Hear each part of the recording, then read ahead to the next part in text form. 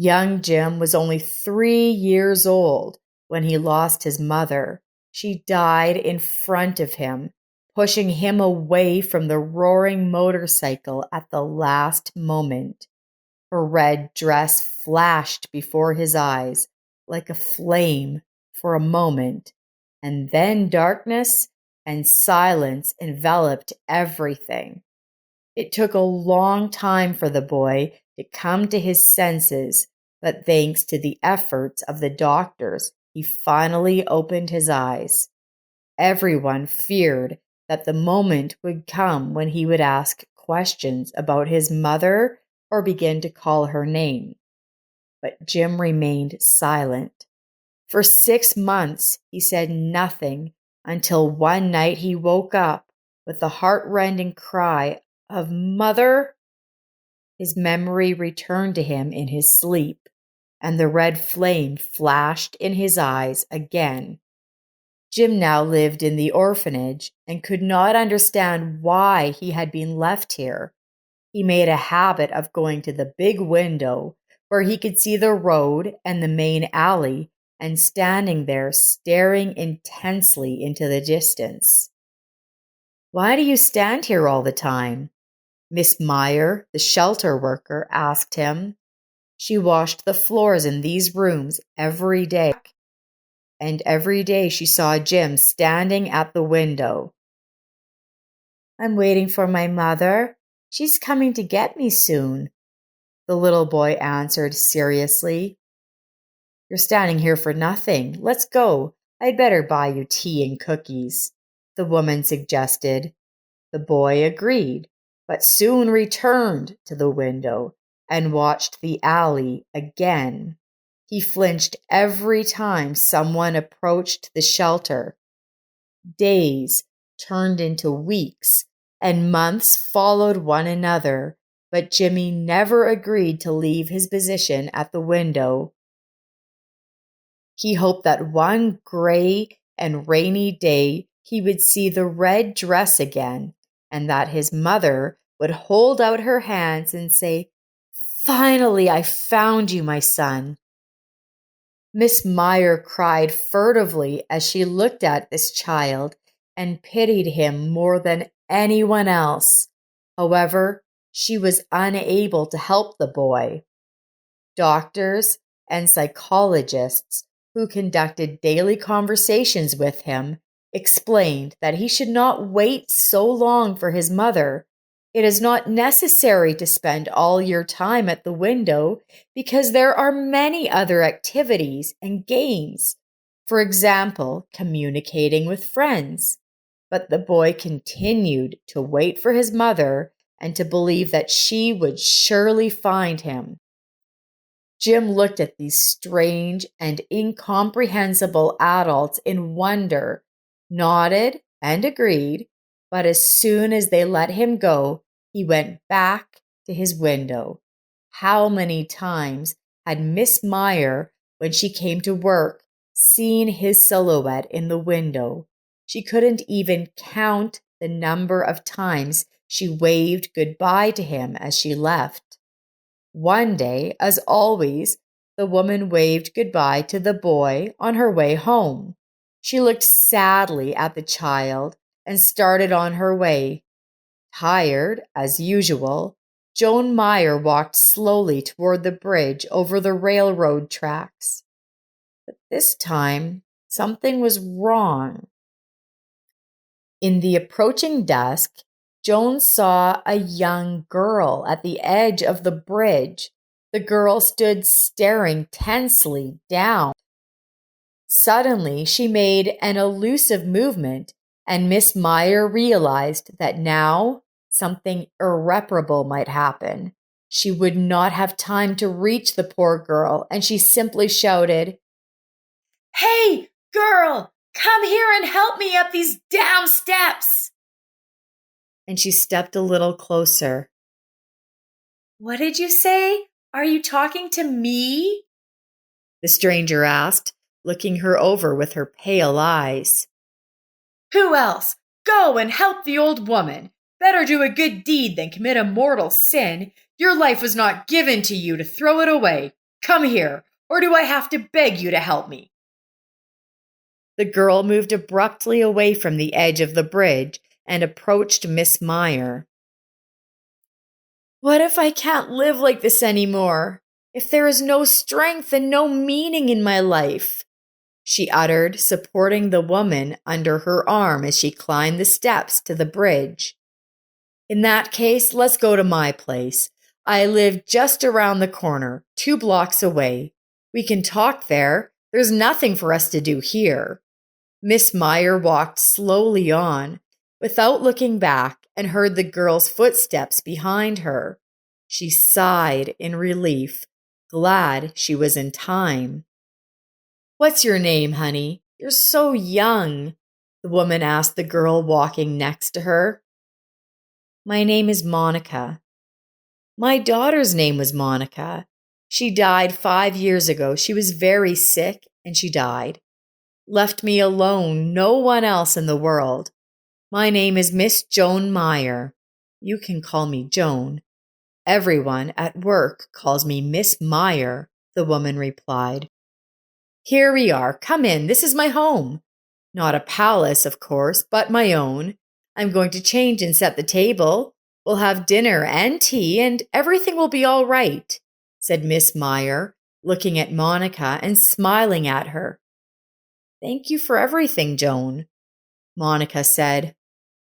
"Oh, girl, it's always been hard for women on earth. How many tears, how much suffering they have to endure.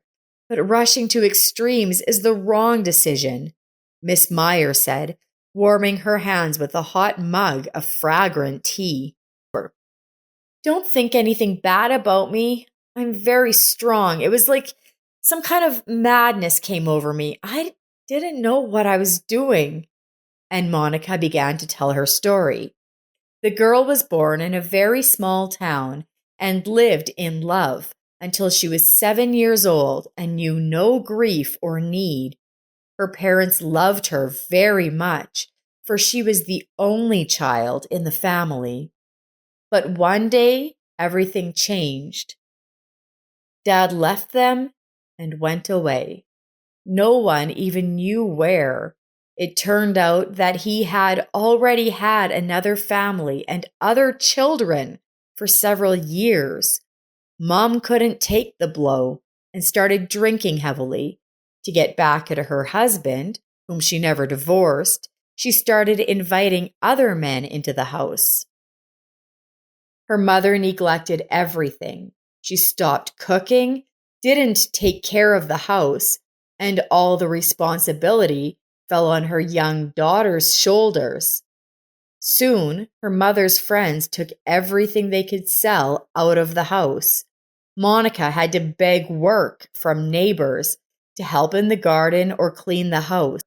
In return, she was given food and sometimes a small fee, and the girl fed her irresponsible mother. Her mother was always drunk and did not even thank her daughter for her care. However, the girl had not expected kind words for a long time, realizing that they would not have a normal family with her mother. Her father had not called them once in all these years. Someone told Monica that her father had moved to another country, and she realized she would never see him again. Only she knew how much abuse and humiliation she had endured. Poverty prevented Monica from having girlfriends, and boys shunned the poor daughter of a local alcoholic. So she suffered from loneliness like no one else. There were many families like Monica's in their town. Therefore, from a very young age, the girl knew that she did not want to live like that all her life and would leave when she grew up. One night, 16-year-old Monica, asleep in her room, was very frightened. Her mother's drunken boyfriend broke into the house. He started screaming and molesting the poor girl. She managed with difficulty to break free and escape through the window, avoiding dangerous consequences. She sat up until dawn in the old, ramshackle barn When she was sure the house was quiet and everyone was asleep, she sneaked into her room, took her papers, took all her money out of the little piggy bank, put it in her bag along with a few other things, and left the house without looking back, determined never to return. Monica went to a neighboring town to look for new opportunities. It was much bigger than the town she was born in. There were always a lot of tourists, and there were many job openings. She didn't even expect to be able to choose where she worked. She was lucky to have a place to live. A kind, lonely old lady, Zilda, rented her a small room, and the girl paid her 3 months' rent in advance. When the 3 months passed, the elderly woman politely offered to take care of Monica in exchange for free lodging. For 2 years, the girl did all of Zilda's errands and took care of the elderly woman and her living quarters. For the last few months, the old woman was already bedridden. When the woman died, Monica cried for a long time. She was sincerely attached to the kind old woman. Later, she learned that Zilda had bequeathed her everything she had. And now she had her own little apartment, albeit on the outskirts of town. One day, Monica met Woody, a young man whom she liked very much. Woody was quite wealthy and worked in a bank, and Monica decided that fate had smiled on her again. 2 years of happy marriage ended the day Monica caught her husband with another woman. Woody did not apologize or try to explain anything. He kicked his mistress out of the apartment and then beat Monica, and so badly that she ended up in the hospital. The girl never had time to tell Woody that she was pregnant. She lost the baby, and the doctor said she would never get pregnant again. Monica was alone again, no husband, no home. The apartment she got from Zilda, her husband Woody sold. Monica didn't mind at the time because she loved her husband and thought she would live with him for life.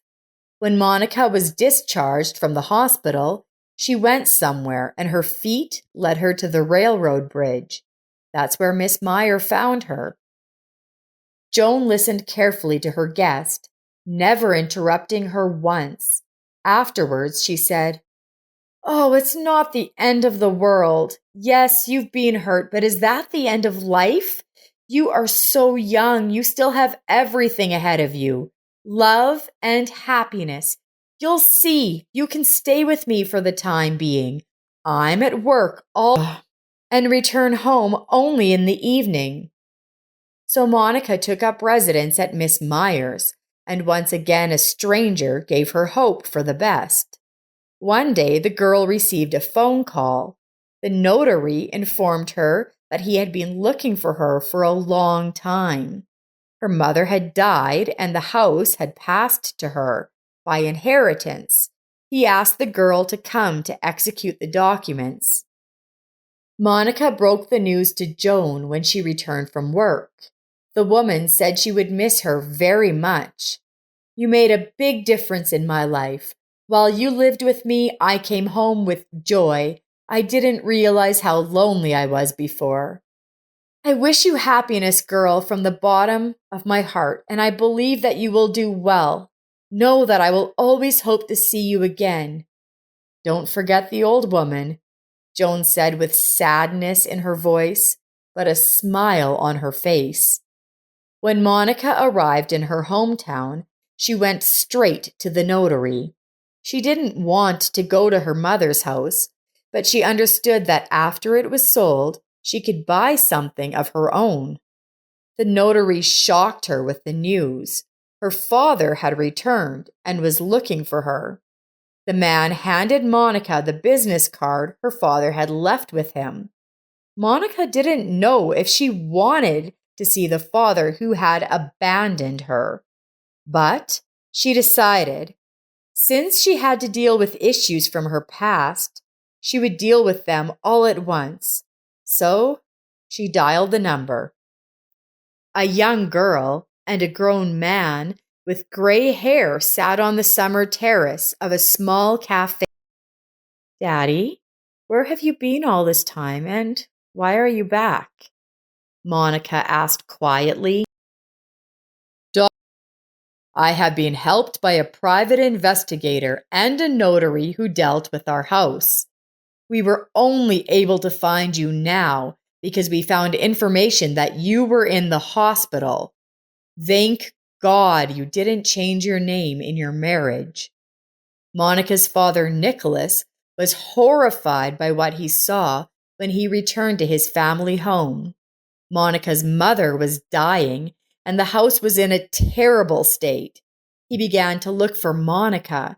He asked neighbors, but no one knew anything. Now, Nicholas already knew how his daughter had lived all these years. He had cried for a long time and cursed himself for deciding to return so late. He had asked his daughter's forgiveness many times for what she had been through. Nicholas worked for a long time as a lawyer in a law firm. Their firm had one very rich, unmarried client. She had used the firm where he worked several times, and each time she demanded that Nicholas handle her cases. Her name was Dorothy. He liked her in appearance and character, and Dorothy did all she could to win his heart. For several years, Nicholas lived on two families, and the woman already had two sons by him. One day, Dorothy told Nicholas that she was going to leave for another country. She had a big business developing there, and she could use the help of a lawyer. Do you want to live with us? Let's go together, and if you don't want to, then go back to your wife. I love you very much, Nicholas, and it will be very hard for me without you. But I'm not going to talk you into it. I don't want to force you. You must decide for yourself. Nicholas, of course, chose Dorothy. He was sorry to leave his daughter, but he didn't want to separate into two families anymore. Besides, Monica's mother bore him with her constant complaints and scandals, and she began to drown out her problems with alcohol. A slight ailment, a bad mood, just a bad day.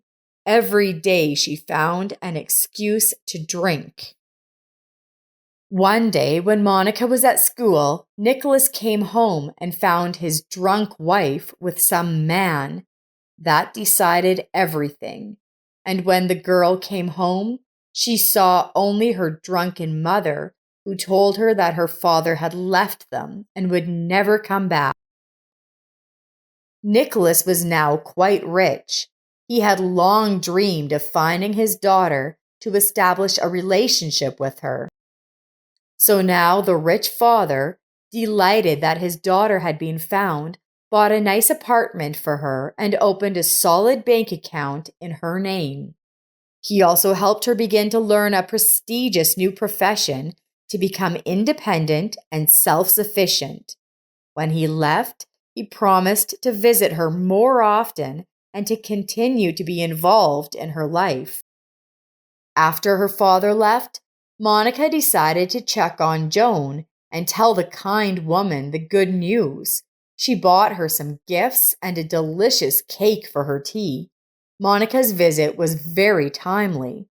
Miss Meyer lay with a high fever, sick and infirm. She was overjoyed to see the girl she had missed so much. "I've been stricken with a virus," said Miss Meyer. "Monica, dear, I'm afraid this disease is going to beat me." "No, Joan, I won't let the disease win. I'm calling an ambulance. They'll be here soon and everything will be fine. Do you believe me?" "I do," Joan Meyer replied. "Now listen, Monica. You know I work at the orphanage. There's a boy there, Jim. He just turned 5. If anything happens to me, I want to leave my house to him. There's a will on the shelf. Take it and promise me you'll do my will." Joan, I promise. But let the will stay here with you for now, because you'll be all right. And who is this boy? Why did you choose him? And how will I know him if I have to? You'll find out, honey. He's the only one. He's been sitting by the window on the second floor for 2 years now, waiting for his dead mother. The doctors say there's nothing wrong with his mind or his mental state. He just has a very strong belief that he is right and that his mother will find him. So he waits for her so he doesn't miss her when she shows up. He says, Mom will come for me in her red dress. That's all he remembers about her, the red dress. He was very little when she was gone. And why him? If every person made at least one other person happy, it would make everyone around them happy. And I chose Jim. I really want him to be a little happier. After the ambulance arrived, Miss Meyer was taken to the hospital. She spent some time there and went to a sanitarium. Monica paid for all the medical expenses and the trip. At the sanitarium, Joan recovered much more quickly. The rest and treatments did her good. When Joan returned to work, she immediately noticed the empty window on the second floor. Jim had been adopted. All the orphanage children were telling each other the story of how his mother had come to get him after all. One morning, when Jim had just woken up and arrived at his post, a woman's silhouette appeared on the path. The boy exclaimed and pressed his hand to his heart, which was beating very hard. The woman in the red dress looked straight at him and waved. Shouting, Mom! Jim ran toward her. He was afraid she wouldn't wait for him, would go away and leave him alone again. But she spread her arms and rushed to meet him herself. Mommy, Mommy dear, I knew it. I believed you would come. I've been waiting for you, Mommy, Jim said. Monica cried as she hugged his skinny body and was determined to do everything she could to make sure this baby never knew grief again. It had been quite a long time since that day. Monica lived in the big house, raising Jim, who was getting ready to go to school. Miss Meyer lived with them, sincerely grateful to Monica for everything. Monica had already been dating a wonderful man for several months. Carl was very tactful and considerate of her. He respected Monica's words that she didn't want to rush into a relationship. That suited them both. Carl had dreamed of having a girl like Monica his whole life and was willing to wait as long as it took. The quiet happiness of this family lay in the love they gave each other every day.